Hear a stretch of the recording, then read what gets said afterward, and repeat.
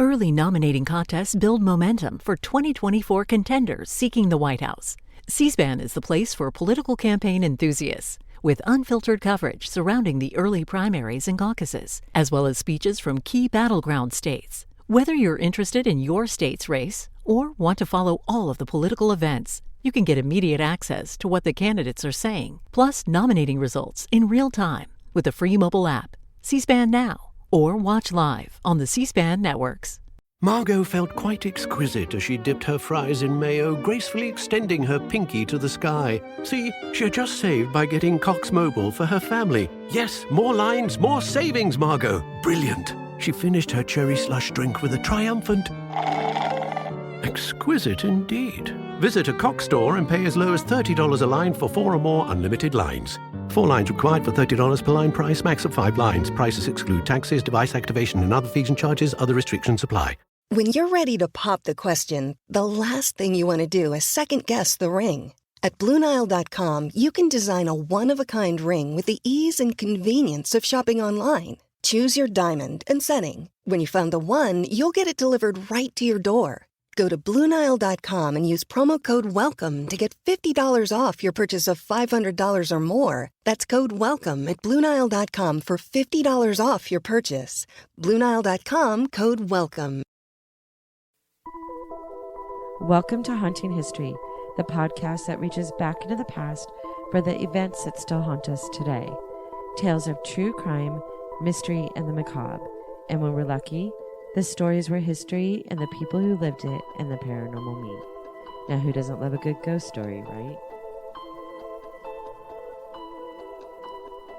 Welcome back to Haunting History Podcast. I'm your host, Kat, and we're back. Haley, say hello. Hi. It's Halloween time. Are you excited? I am excited. I hate that it gets cold because I don't like the cold, but I like Halloween. It's not, we live in California. It's not that cold. Under 75 is cold. Oh my gosh. We probably have listeners that are in like Michigan and Detroit, and we know we have listeners in Wisconsin, so they don't probably feel very sorry for you right now. I'm happy at about 78 and higher. See, I don't know. I would like to change the seasons. We don't have that here. I'm okay with that. You're never going to live anywhere else. No, I don't want to. Okay, so we are back to our old Haunting History podcast stories, and I'm really excited about today's story. And before I get into that, I'm still getting emails and information regarding the disappearance of Deborah Lynn's series, and so far nothing significant enough to report. But we will always, just so you know, we'll go back to that if we get anything. And then we've had so many people join our Instagram, our followers on Instagram. We've had so many people join our Facebook group and follow us on different social media, on Twitter and things like that. So we want to do something new that if you're joining us now or if we've never mentioned you before, Haley, tell them what they can do. You can go on any of our posts on Instagram or Twitter or Facebook or any of our social medias and comment your name and where you are listening. And we will say hi to you on our next episode. You can email us, DM us on any of the social medias, comment on any of the social medias, whatever you want to do. Just let us know your name and where you're listening. And we will say hi. Yeah, I love that we have new listeners. And even any of our older listeners that have been listening for a while, if we haven't said hi to you, go ahead and do the same thing. And we'll, on the next couple episodes, we're going to say hi to everybody. Today's story is called The Mary Celeste. You've probably never heard of that. No. It's a ship. And the story of the Mary Celeste has been around for 150 years. And the story has sort of all of my favorite elements. It's not just because of the fact that it's Halloween time, but always it has ghosts. It has ships, which is just, I love maritime history. It has history, it has a mystery, and maybe even pirates. So we all know how I feel about pirates. It's obsessive. Your feeling towards pirates. I'm obsessed with pirates. The ship, the Mary Celeste, was set to sail from New York to Italy. The ship was a 282-ton brigantine. And I don't know if I'm saying that right, but I looked it up. It's a 2-masted sailing ship, and this is the description that I found, with a square-rigged foremast and a fore and aft rigged mainmast. So basically what it is just a giant sailboat. Yeah, I have no idea what any of those terms mean. are. I spent way too many times. I actually watched a video on what a brigantine is, and it really is just basically a giant sailboat, but it looks a lot like a pirate ship. And it was sailing in 1872, so it makes sense. The ship was about to be captained by a gentleman named Benjamin Spooner Briggs, who had arrived at Pier 50 on the East River in October of 1872. And he came early. He was going to man the ship or captain the ship. And he came early to supervise the loading of the ship's cargo, which was 1701, which I find really weird that they threw the last one in there. Barrels of poisonous, and it's called poisonous denatured alcohol, which if you don't know what that is, denatured alcohol is used as a solvent and as a fuel for alcohol burners and camping stoves. So it's not alcohol you can drink. Briggs was known as a man who abstained from drink and was a devout Bible reader, described by the ship's owner, which he was not the owner, James Henry Winchester. I quote, he said, "The captain is a courageous officer who would never desert his ship except to save his life." Also on board the ship that day, when they left the harbor, was his wife, Sarah, their 2-year-old daughter, Sophia Matilda. They had joined Captain Briggs towards the end of October, and they were living on the ship in the New York harbor while it was being loaded. They left behind their son, Arthur, who stayed home with his grandmother to continue attending school. On Sunday, November 3rd, Captain Briggs wrote to his mom, telling her that he intended to leave on Tuesday. His quote from the letter was, "Our vessel is in a beautiful trim, and I hope we shall have a fine passage." On Tuesday morning, November 5th, the Mary Celeste left Pier 50 and moved out into the New York harbor. The weather, though, was uncertain, and Briggs decided to wait for better conditions. He anchored the ship just off Staten Island, and Sarah used this time to send another letter to her mother-in-law. And in it she wrote, "Tell Arthur," who was their son, "I will make great dependence on the letters I shall receive from him, and will try to remember anything that happens on the voyage, which he would be pleased to hear." On November 7th, when the weather got better, Mary Celeste left the harbor and went out into the Atlantic.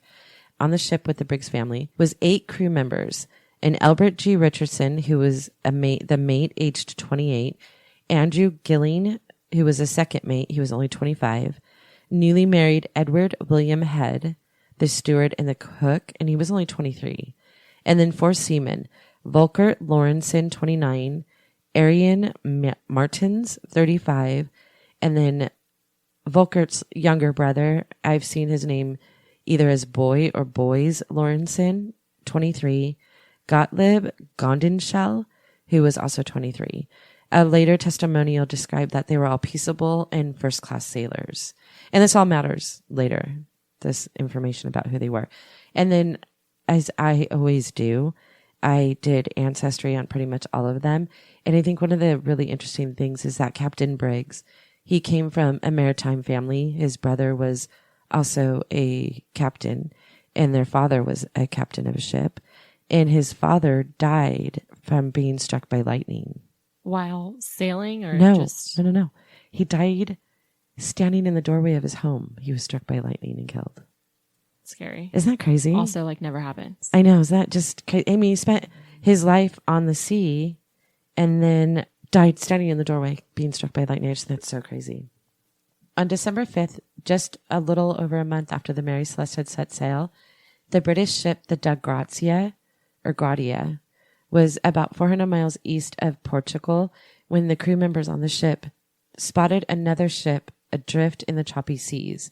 The captain of that ship was David Morehouse, who happened to also be a personal friend of Captain Briggs. Some people say there's different conflicting information. Some people say they were really close friends, even saying that they had dinner in New York before they both set sail. And then other people are saying that they just kind of knew each other. Either way, they were both captains and they did know each other. They had left port just 8 days apart and were on a similar course across the Atlantic. Morehouse noticed that there was something strange about the Mary Celeste. Her sails were slack and the ship was yawning. I had to look up what yawning was and actually, again, watched another video. It means that the ship was moving side to side. She appeared to be seaworthy, but no one seemed to be in charge of the ship. Through a spyglass, Captain Morehouse recognized the ship as the Mary Celeste, that was being captained by his friend, Captain Briggs. And he was confused. He knew that Briggs was an experienced captain and that they should have already reached Genoa or were reaching Genoa at the same time. After observing the ship for 2 hours, Morehouse sent a boarding party to the Celeste.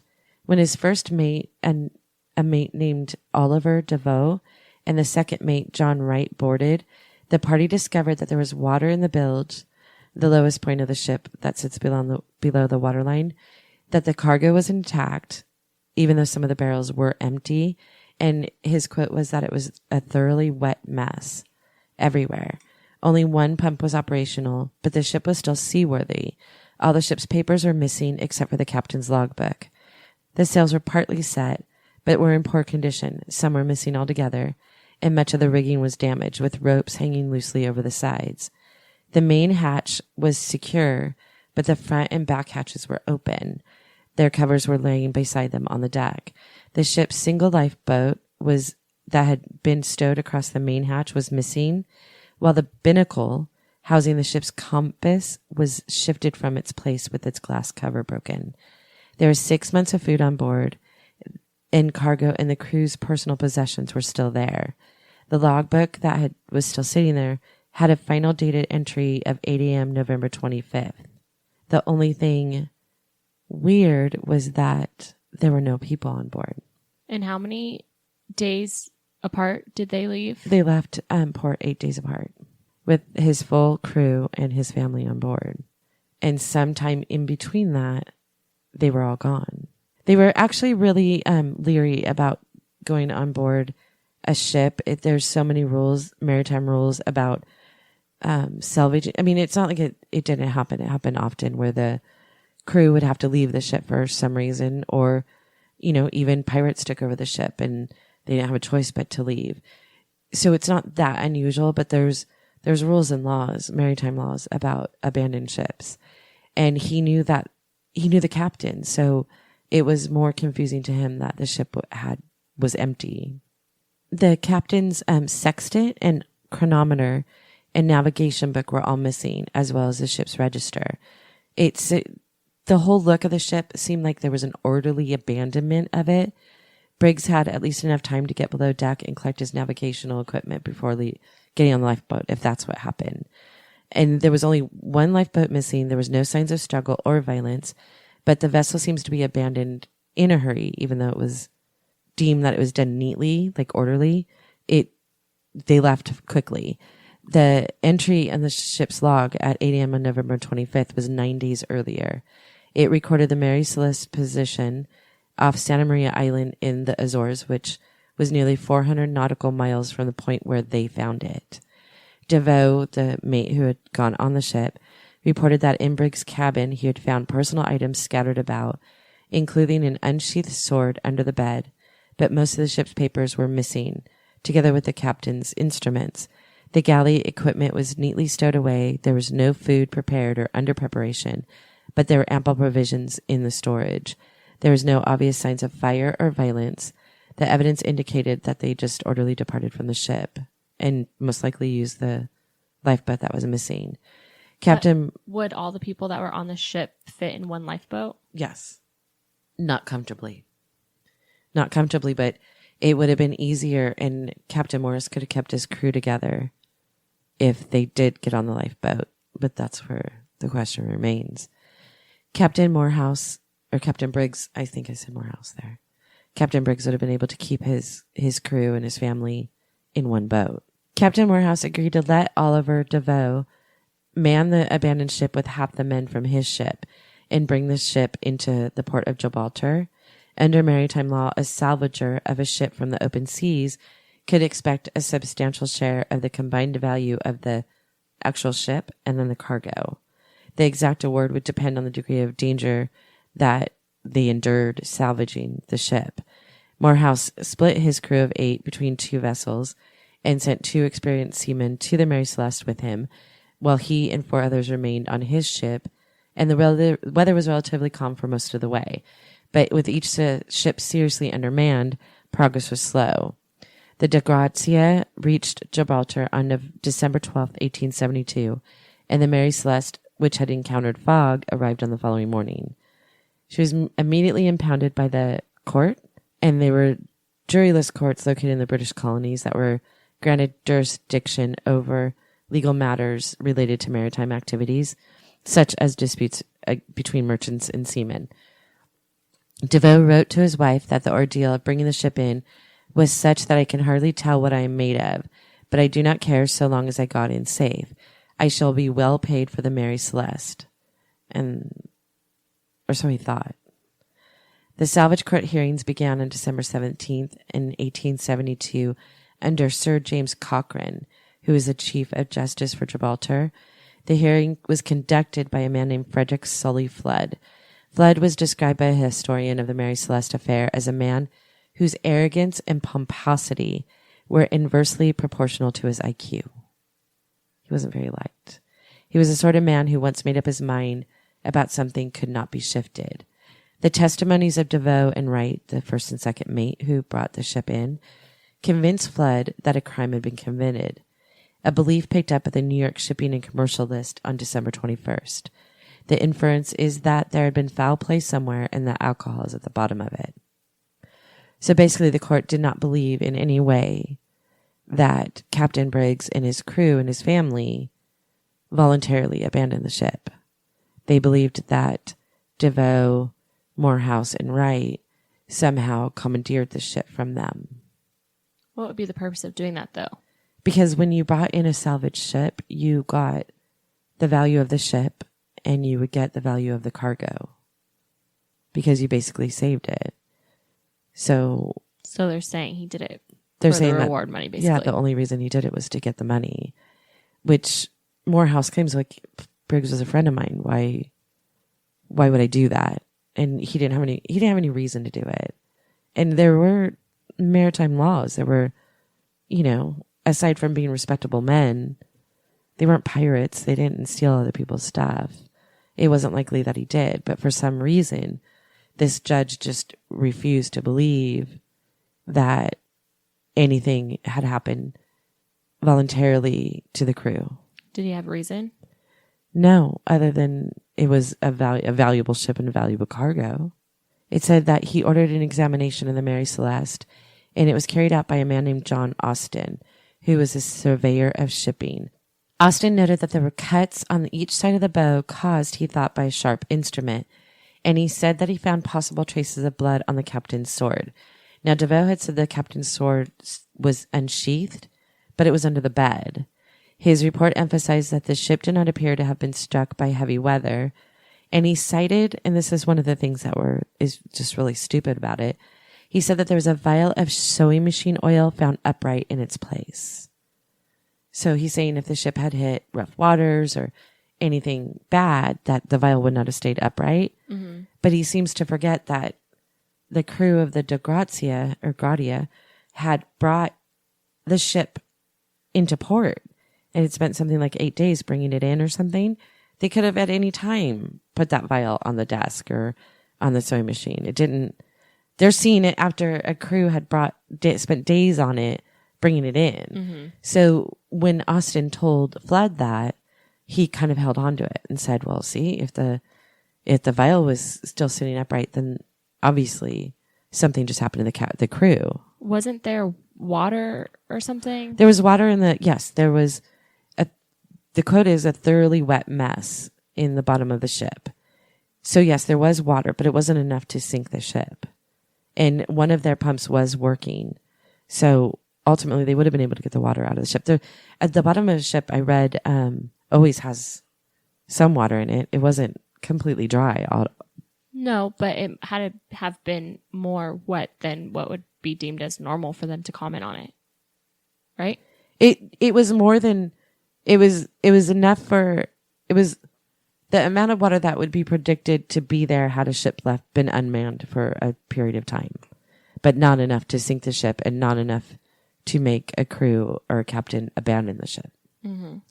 A further inspection by a group of Royal Navy captains endorsed Austin's opinion that the cuts on the bow had been caused deliberately. They also discovered stains on one of the ship's rails that might have been blood, together with a deep mark possibly caused by an axe. These findings only strengthened Flood's suspicions that human wrongdoing rather than natural disaster lay behind the mystery. In January of 1873, he sent reports to the Board of Trade in London, adding his own conclusion that the crew had got at the alcohol, completely ignoring the fact that you could not drink this alcohol without dying, and murdered the Briggs family and the ship's officer in a drunken frenzy. They had cut the bow to simulate a collision, then fled in the lifeboat to suffer an unknown fate. Flood thought that Morehouse and his men were hiding something, specifically that the Mary Celeste had been abandoned in a more easterly location and that the log had been doctored. He could not accept that the Mary Celeste could have traveled so far unmanned. And it was unbelievable. It traveled almost 400 miles by itself. But it's a ship in open seas. Why is that unbelievable? Yeah, I don't know enough about sailing. The owner of the Mary Celeste, James Winchester, arrived in Gibraltar on January 15th to inquire when the Mary Celeste might be released to deliver its cargo. Flood demanded a surety of $15,000, like a bond, and which Winchester didn't have it. He became aware that Flood thought that he might have deliberately engaged a crew that had killed Briggs and his officers as part of some conspiracy. So now Flood blamed the crew and the captain of the DeGradia, and now he's blaming the owner of the Mary Celeste. It like I say that ships were brought in and salvaged often. They were, but they weren't in the condition that the Mary Celeste was in. And they also weren't captained by a highly regarded captain like Benjamin Briggs was. Winchester testified to Briggs's high character and insisted that he wouldn't have abandoned his ship except in an extremity. Flood's theories of mutiny and murder received significant setbacks when a scientific analysis of the stains found on the sword and on the ship showed that they were not blood. A second blow to Flood followed in a report by a man named Horatio Spragg, who was an American consul from Gibraltar, and from Captain Schulfelt of the U.S. Navy. In Schulfelt's view, the marks on the bow were not man-made, but had come from natural actions of the sea on the ship's timbers. So Flood is trying to say that something nefarious happened. For whatever reason, he just did not trust the crew of the DeGradia. He didn't trust the owner of the boat. But all of his reasons for not trusting don't make sense. Like saying that they drank all the alcohol and formed a mutiny is ridiculous. They would have died drinking that alcohol. It was a solvent, not It would rum. be like drinking what? Cleaner? Yeah, well, it's the stuff Bleach? that you would light. No. Oh. It would be like lighter fluid. Okay. It's like a lighter fluid thing. So they wouldn't, that's it. No one really explains why he just could not comprehend a ship of the magnitude of the Mary Celeste showing up in port and being fine. Right. There was nothing. And the thing is that these people disappeared. Briggs, his wife, his 2-year-old daughter, and the entire crew were gone. Gone. No one's ever seen or heard from them again. So Flood has a real problem with that too. Typically when a ship is abandoned for whatever reason, they show up, on land.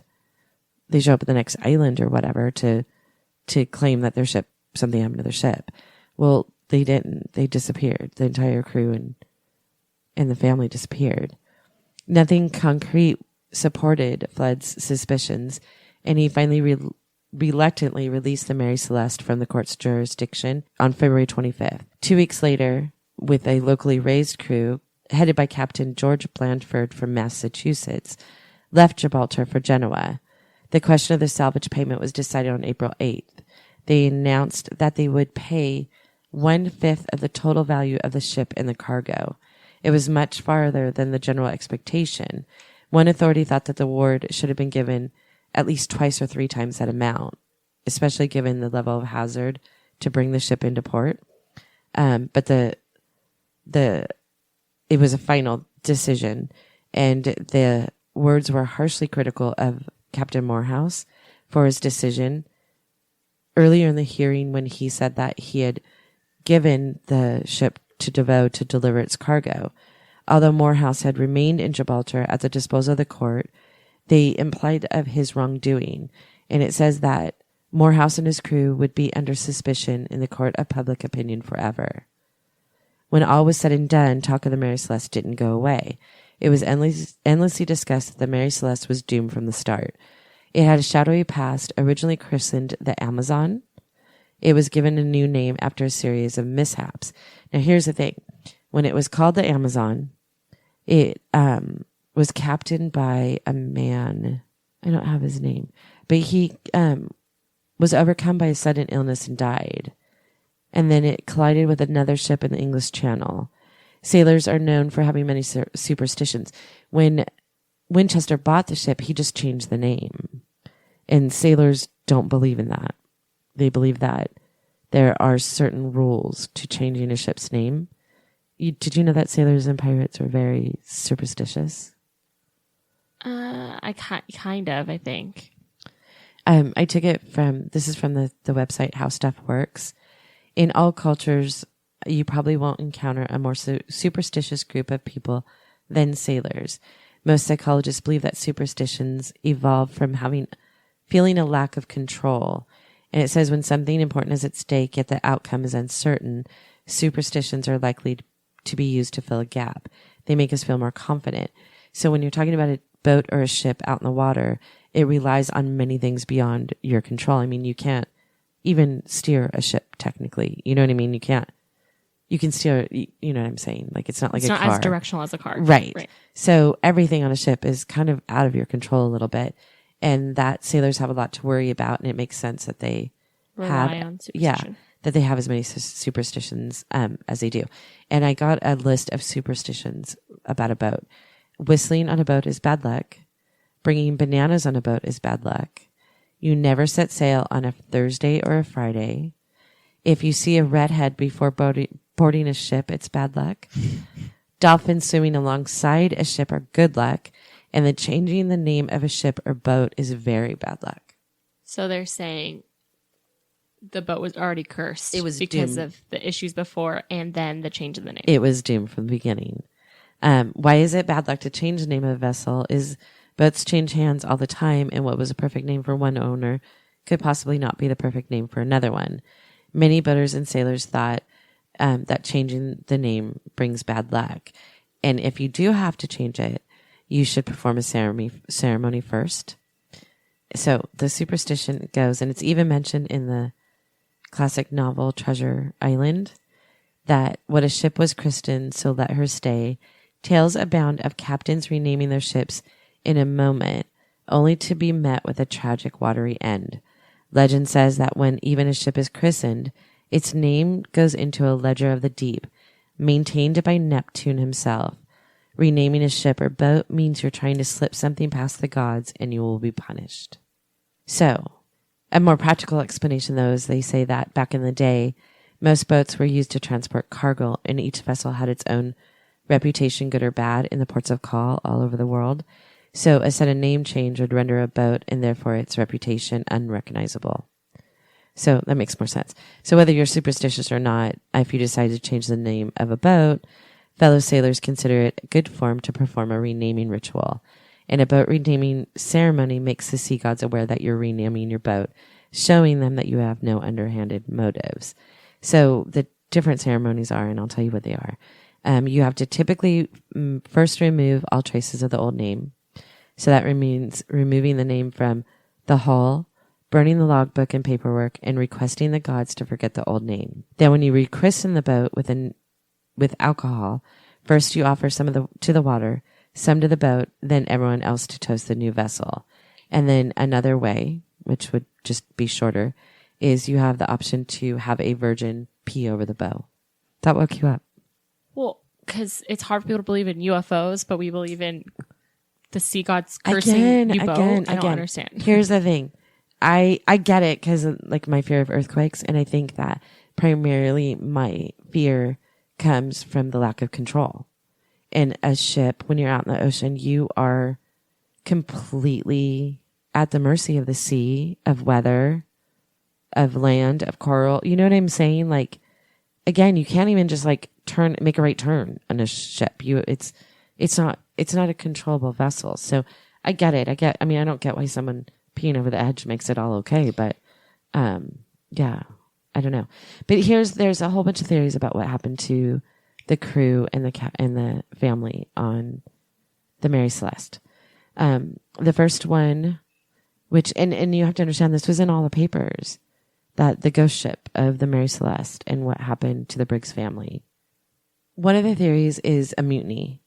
Initial checks of the ship found strange marks that may have been caused by an axe, along with traces of what seemed to be blood.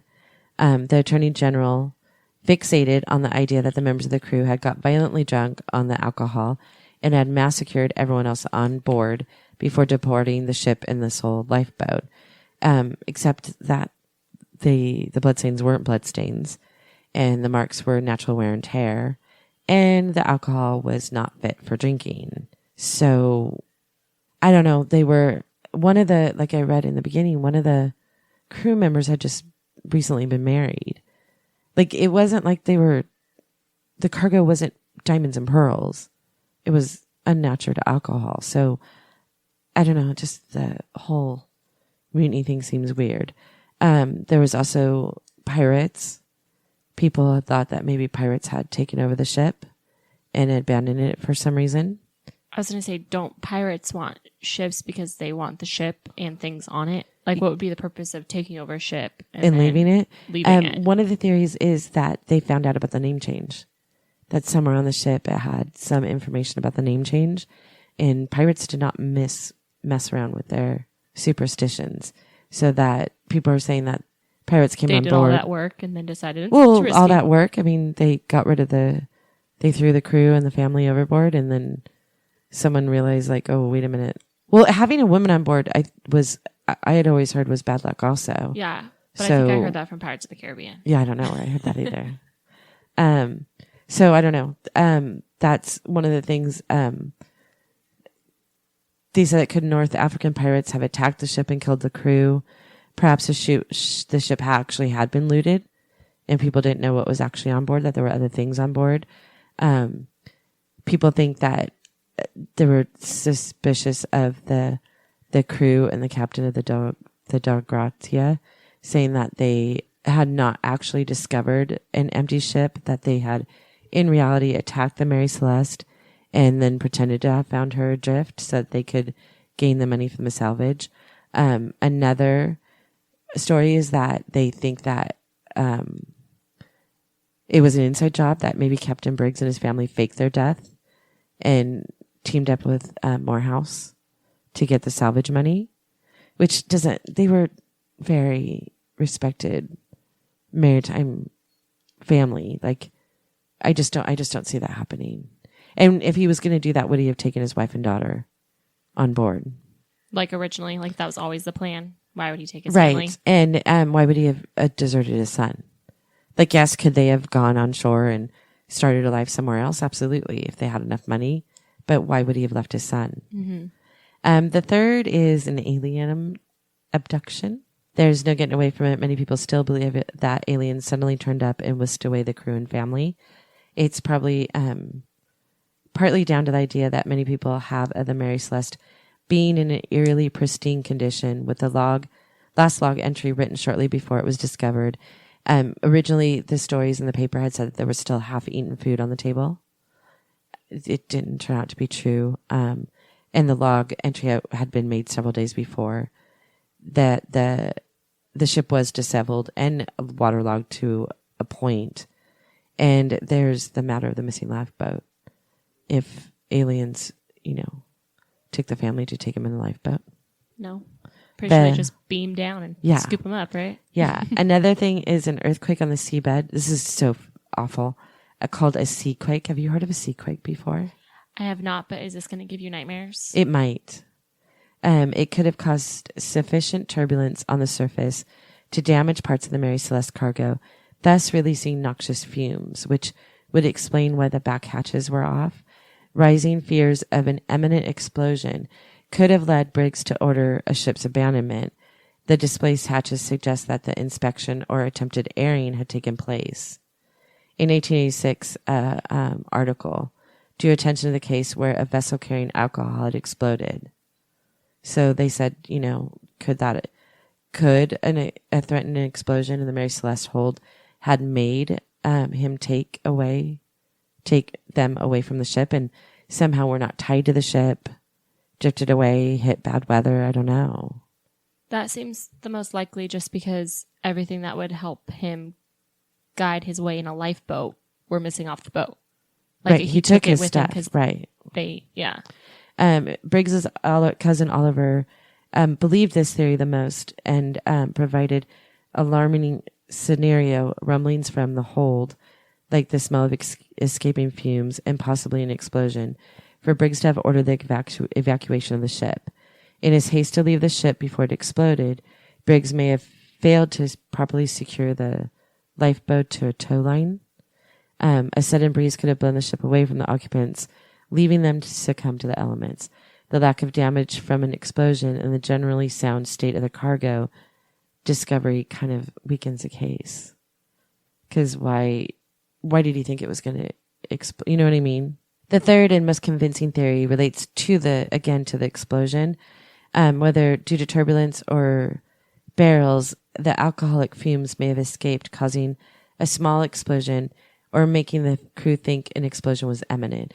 I don't think a small explosion, because I think there would have been damage, but right. I think that making them believe that an explosion was imminent, definitely. Briggs may then have ordered to temporarily abandon the ship, everyone piling into the lifeboat to sail behind the Mary Celeste until the danger had passed. The rope attaching the boat to the ship may have come undone, leaving them to bob uselessly as the empty Mary Celeste sailed away, abandoning them to the sea, where they couldn't have survived. A theory proposed by the Smithsonian's Channel, The True Story of the Mary Celeste, in 2007 for the abandonment of the ship is that of pump congestion and instrumental malfunction. The Mary Celeste had always been used for transporting coal prior to this sailing, which is known for its dust, before it was loaded with the alcohol. As a pump was found disabled on the deck, the crew may have been attempting to repair it. Since the hull was packed full, the captain would have no way of judging how much water had been taken on board while navigating rough seas. It's also believed that his chronometer was faulty, meaning that Briggs could have ordered abandonment thinking they were closer to Santa Maria, when in fact they were 120 miles west. The Mary Celeste in 1973, with newspaper stories of bloodshed and murder, had made her an unpopular ship. Hastings wrote that she rotted on the wharves where nobody wanted her. In February of 1874, the people who did own the ship sold it for a far less value to a group in New York. Under the new ownership, the Mary Celeste sailed mainly on the West Indian and Indian Ocean routes, regularly losing money on every trip. Details of her movements occasionally appeared in shipping news just because it was the Mary Celeste. And then the captain who had taken over, a man named Edgar Tuthill, fell ill and was taken to an island and died, which, again, encouraged people to believe that the ship was cursed. It was a third captain to die early. Sane, if Briggs did die. In February 1880, the owners again sold the Mary Celeste to a group of men headed by Wesley Gove. A new captain, Thomas Fleming, remained until August of 1884 and was the first captain to actually survive. He was replaced by Captain Gilman Parker. In November of 1884, Parker conspired with a group of Boston shippers to fill the Mary Celeste with worthless cargo, misrepresented on the ship's manifest, and valued and insured for $30,000, which, comparable today, is about $900,000. In December, he set sail for Port-au-Prince, which is the chief port of Haiti. On January 3rd of 1885, the Mary Celeste approached the port and hit a large coral reef. Parker deliberately ran the ship up on the reef, ripping out her bottom and wrecking her beyond repair.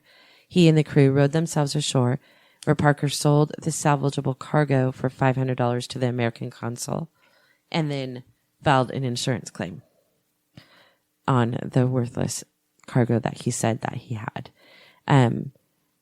During the investigation, though, they revealed the truth of the overinsured cargo. In July of 1885, Parker and the shippers were tried in Boston for conspiracy to commit insurance fraud. And then Parker, he went through this whole trial, which it's a felony to claim to do what he did. I mean, well, it's still a felony, but back then jurors were not able to kind of agree on a verdict. So he was actually ended up being able to walk free, but the judge negotiated an arrangement where the defendants withdrew their insurance claims. And basically what they did was he got to go free, but it definitely ruined his reputation. And he died 3 months later in poverty. One of his co-defendants, one of the crew members, went mad and another committed suicide. Jeez. It's one of the observers said that if the court of man could not punish these men, the curse that had deviled the ship since her first skipper had died on her maiden voyage could reach beyond the vessel's watery grave and exact its own terrible retribution. It's a powerful boat. Yeah. In 2001, an expedition headed by a marine archaeologist and author Clive Cussler announced that he had found the remains of the ship embedded in the reef, but it was later found that an extensive test on the wood that he found, because there wasn't that much left. It was like pieces of wood and metal. They said that the wood came from trees that were still growing when the Mary Celeste had sunk. So they don't believe that it was Mary Celeste. So the Mary Celeste, basically, I don't know, cursed ship or not cursed ship. Sounds like a cursed ship, but also I don't think anything crazy happened to Captain Briggs, and you think that they abandoned ship for a reason, and they were like planning to survive on the lifeboat, and they didn't. And too far. I don't know. I love the story of a ghost ship. I love the story of a ship just floating out at sea and no one knowing what happened or what could have happened. Mm-hmm. It's the mystery of the Mary Celeste has endured for almost 150 years. Did the sea claim the lives of Captain Brigg and his family, or did something or someone determine their fate? If only dead men could tell tales. Thank you for listening to this episode of Haunting History Podcast. We love hearing from you, so be sure to follow and comment on Facebook and Instagram and Twitter at Haunting History Podcast. And don't forget to subscribe, rate, and review wherever you listen to all your favorites. Visit our website at hauntinghistorypodcast.com for more information on each episode and links to our Patreon page and all our social media platforms. Until next time, I'm Kat. I'm Haley. And remember, the living are far scarier than any ghost.